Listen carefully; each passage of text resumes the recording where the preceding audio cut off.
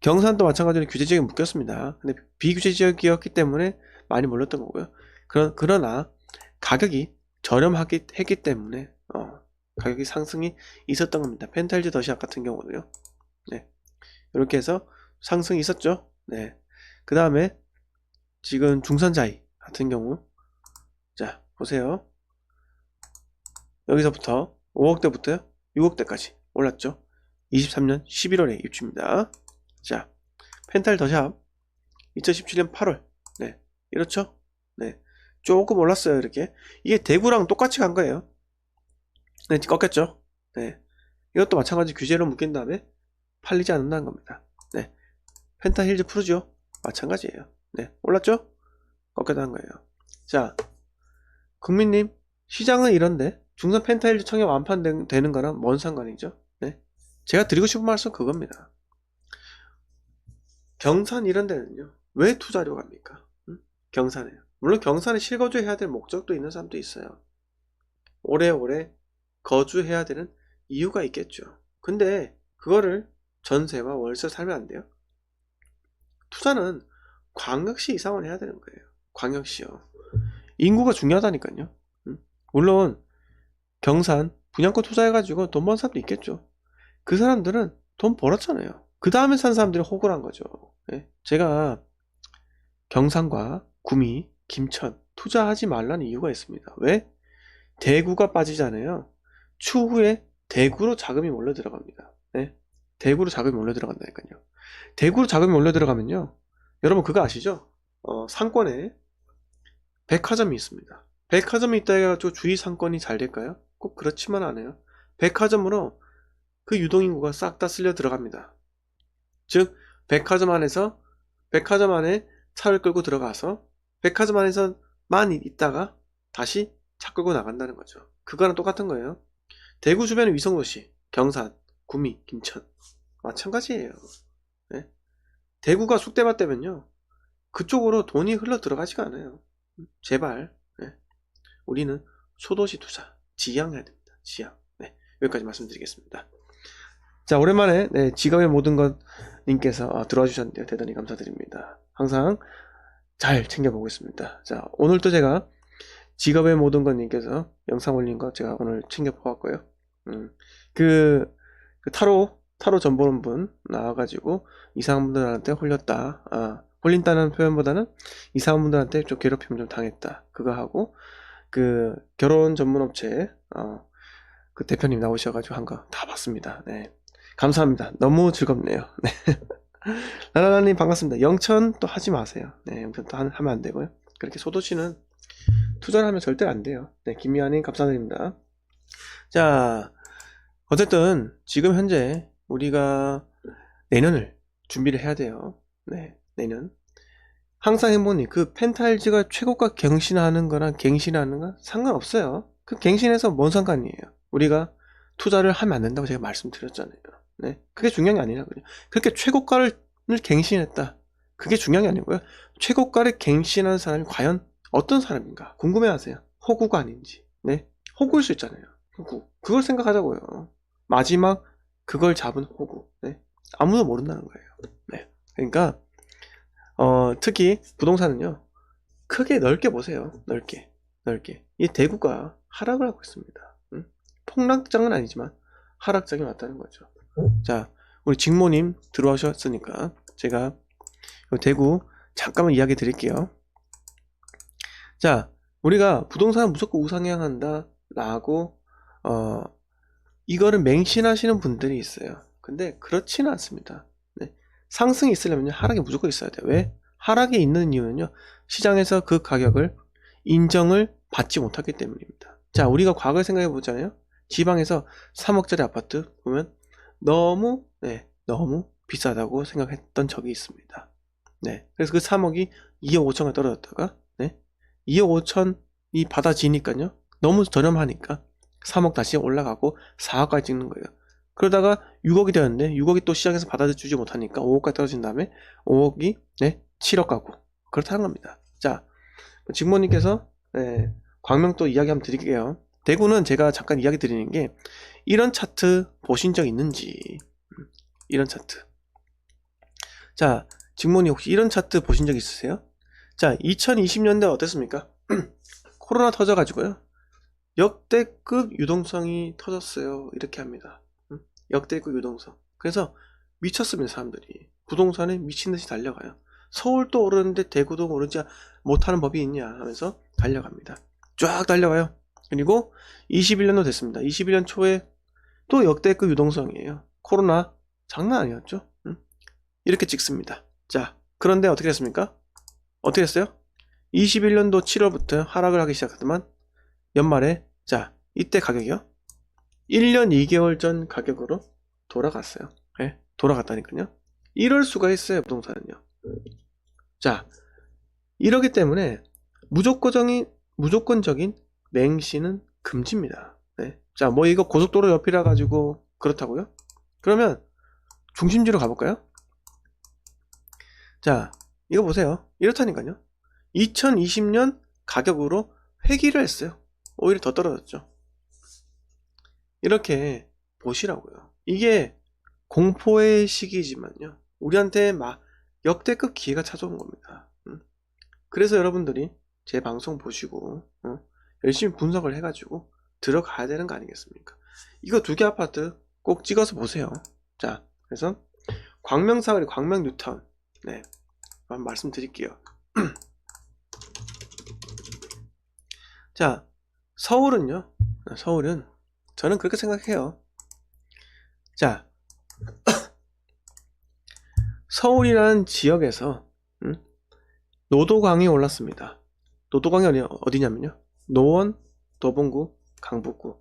이 3개의 지역이 서울에서 최외곽 지역이에요. 그런데 그 지역마저 재건축이든 뭐든 간에 너무 안 올랐기 때문에 많이 올랐어요. 그러면 여러분들 서울에 25개 자치구가 있나요?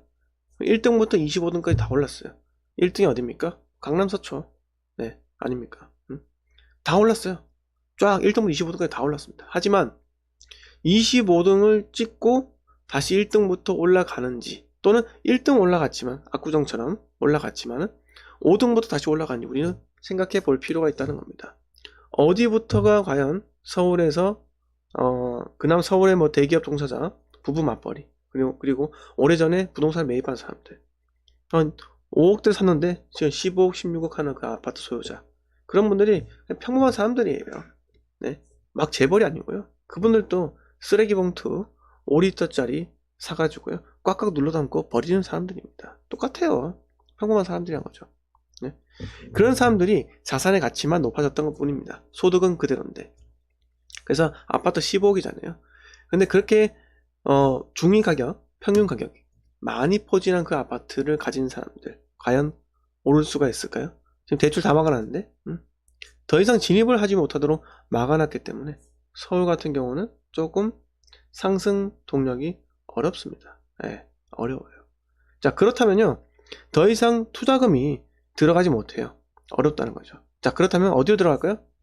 그 투자금은요 재건축 쪽으로 들어갑니다. 재건축 그리고 재개발로. 왜? 자, 아까도 말씀드렸잖아요.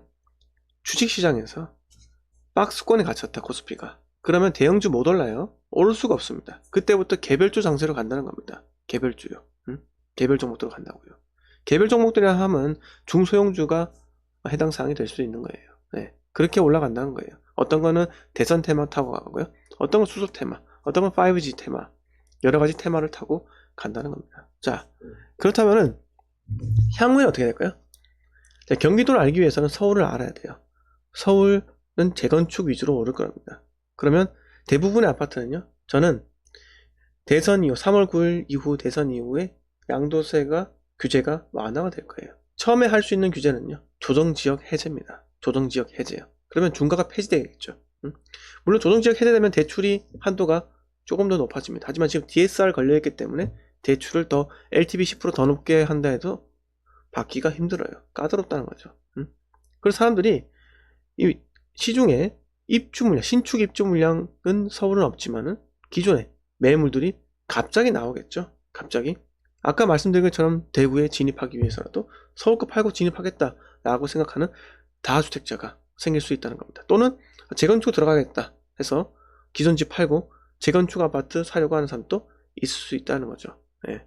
그러면 투자 자금은요 분산돼서 재건축 쪽으로 흘러 들어갈 수밖에 없는 거예요. 자, 그런데 여기서 과연 경기도 쪽으로 돈이 흘러갈 수 있는지, 그게 문제잖아요. 제가 한강을 딱 선을 긋고 경기 남부권은 절대 사지 말라고 이야기 드립니다. 왜 그렇습니까? 한강 이남으로에서 경기 남부권은요 입주 물량이 너무 많아요. 네? 자, 우리가 호갱노노에서 공급 물량을 보자고요.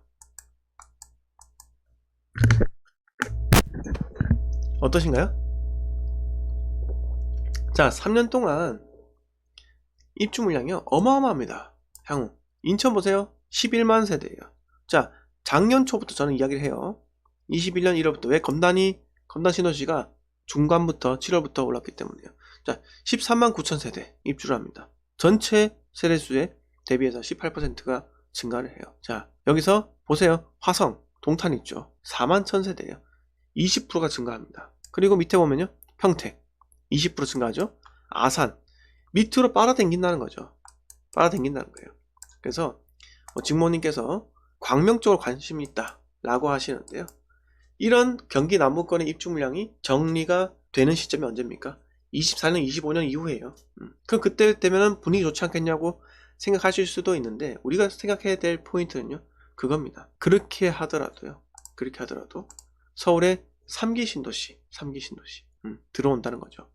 3기 신도시는요 25년에 딱 들어오는 게 아니고요 25년부터 해서 입주 물량으로 계산되는 거예요. 자, 25년에 본 청약을 할 수 있는 거예요. 그래서 27년 또는 28년에 실제 입주 물량으로 생길 수 있다는 거죠. 그래서 제가 수도권 투자는요 27에서 28년 사이에 투자를 하면 적당하다 이렇게 말씀드린 이유입니다. 네. 그래서 아까 광명 뉴타운에 투자를 말씀하셨는데, 저는 솔직히 말씀드려가지고 광명 뉴타운 지금 재개발 단계가 어떤 단계인지 제가 모르겠어요. 근데 초기 단계면요 저는 안 합니다. 안 해요. 안 하고 기존 아파트 투자는 이제는 수도권에는 하면 안 되고요. 23년에는 대구, 25년에는 부산 이런 식으로 들어가면은 괜찮다.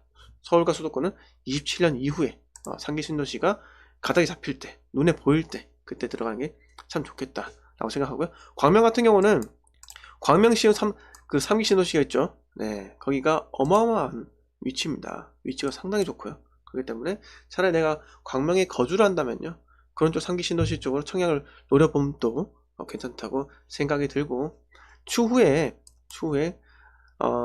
그래도 경기도권에서 투자가 괜찮다 라고 보이는 지역은요 전 단언컨대 경기도 일산입니다. 그리고 파주, 김포, 파주, 일산 쪽은 괜찮다 라는 겁니다. 자, 그래서 그런 사람도 있습니다. 뭐 실거주를 하면은 아무 때나 사도 되지 않겠습니까? 그럴 수도 있어요. 네. 오래 살 거면은, 평생 살 거면 그렇게 하시는데, 지금은 저희 방송에서는요 실거주할 집을 찾는가 보다는요 저희가 실거주할 집은 이미 있는 상태에서 투자를 어디에 할까에 대해서 이 방송을 주로 다루는 내용이기 때문에요. 네.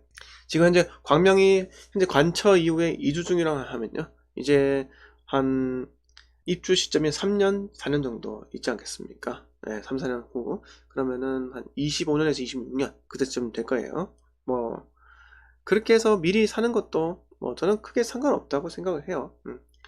왜 그러냐면은 만약에 저는 그렇게 생각해요. 저라면 사진 않습니다. 네, 저라면 사진 않아요. 왜 사지 않느냐? 그래서 말씀드렸어요. 네, 그렇죠. 직모님께서는 집 없는 서민이다 라고 하셨는데 광명 뉴타운을 사신다고 네, 이렇게 하셨는데요. 여러 개 중에 하나를 들어간다면요 당연히 서울 쪽에 인서울로 들어가야겠죠. 네, 들어가는데 지금 이 시점에서 내가 사야 한다 라고 하면은 실거주라면은 저는 광명 뉴타운 이런 데보다는 참 어렵습니다. 이걸 제가 어떻게 설명해야 될지. 네, 이게 제가 이거 사지 마라 라고 해도 사실 분이고, 네, 사야 되는 분인데 굳이 제가 투자만 생각해서는 사면 안 된다 이렇게 말씀을 드리는 거는, 그건 하나 알아두시면 돼요.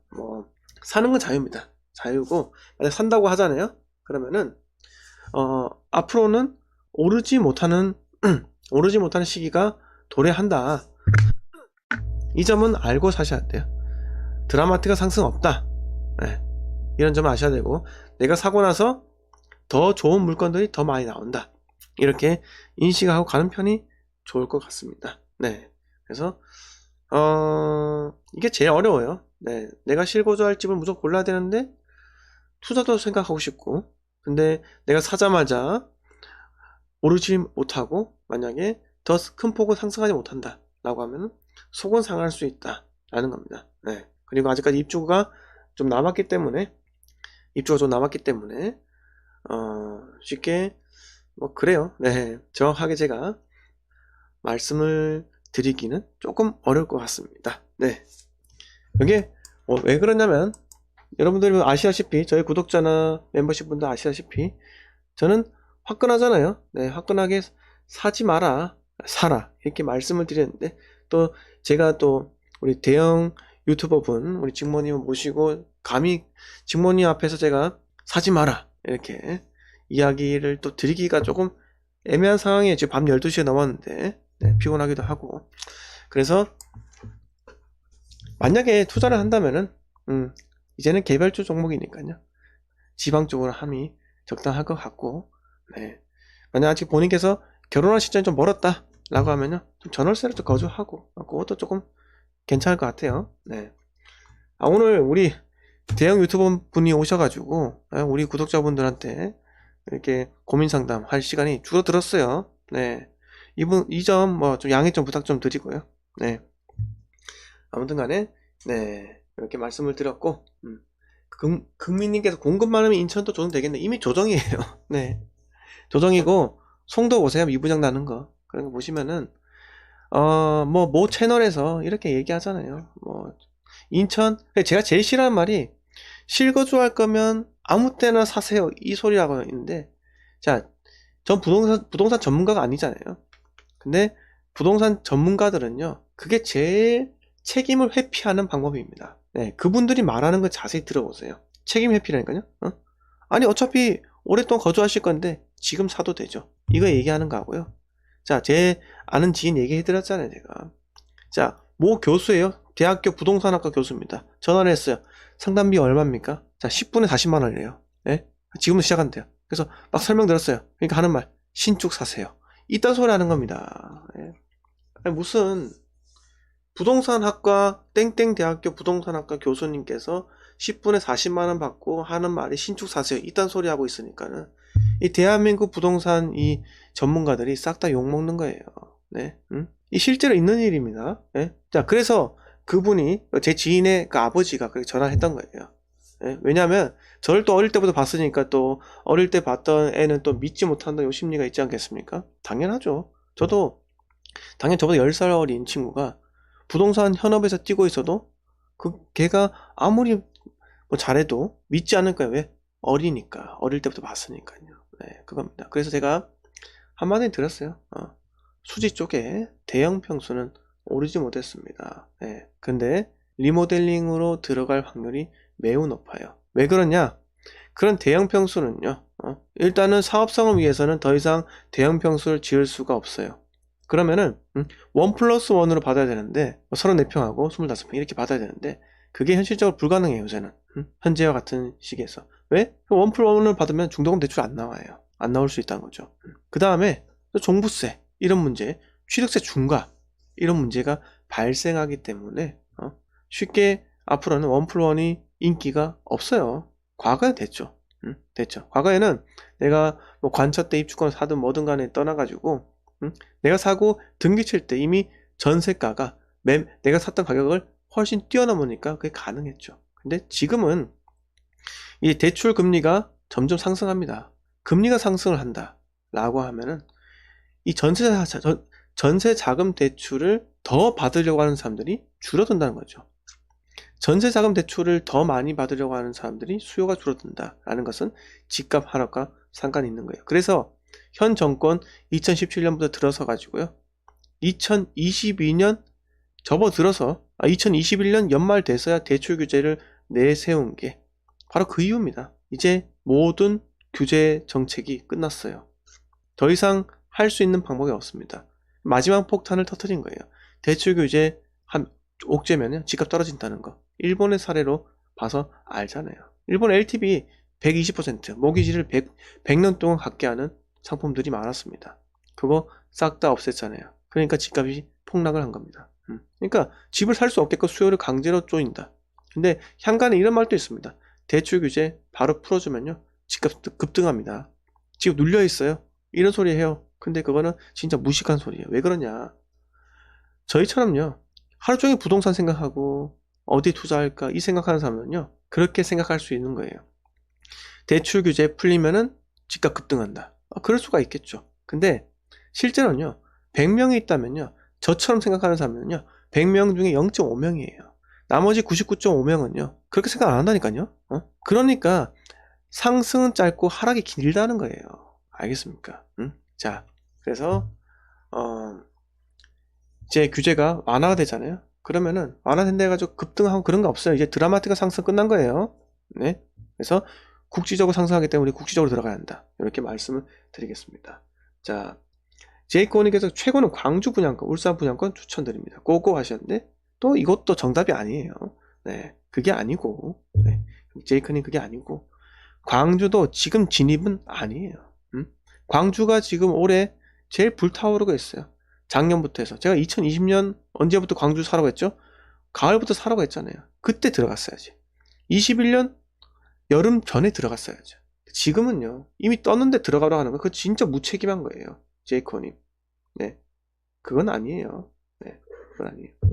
본인이 지금 들어갔다 해가지고 남한테도 가라 이건 아닙니다. 울산 분양권 추천요? 이것도 아니에요. 네, 이것도 하지 말고요. 네, 울산 제가 말씀드렸죠. 2023년부터 입주민이 엄청나게 많아요. 도시개발사 13,000세대 들어옵니다. 그런 거 생각이나 하시나요? 네, 그리고 지금 울산 분양권 자 중구나 남구 규제 지역으로 지정되었고요. 내가 중도금 대출 승계받는다. 전입해야 됩니다. 실거주 전입. 그런 거 생각을 하란 말이죠. 네. 단편적으로 보지 마세요. 제발 여러분들. 지금 그 시장이 활활 타오른다 해가지고 미친듯이 돈 싸들고 들어가는 거 아니에요. 그러니까 조심을 하자고요. 네. 쌀 때 사는 거예요. 쌀 때. 예? 쌀 때 사. 비쌀 때 팔아. 예? 쌀사 비파 해가지고 오늘 저 김작가 TV에서 저기 우리 부자 아빠님과 보세요. 한번 재밌어요. 네. 그분이 하는 말. 옛날에 과거 김원기 대표라고 이 주식시장에 신가치 투자하신 분인데 그분하고 좀 많이 더 비슷한 것 같습니다. 한번 보시면 될 것 같아요.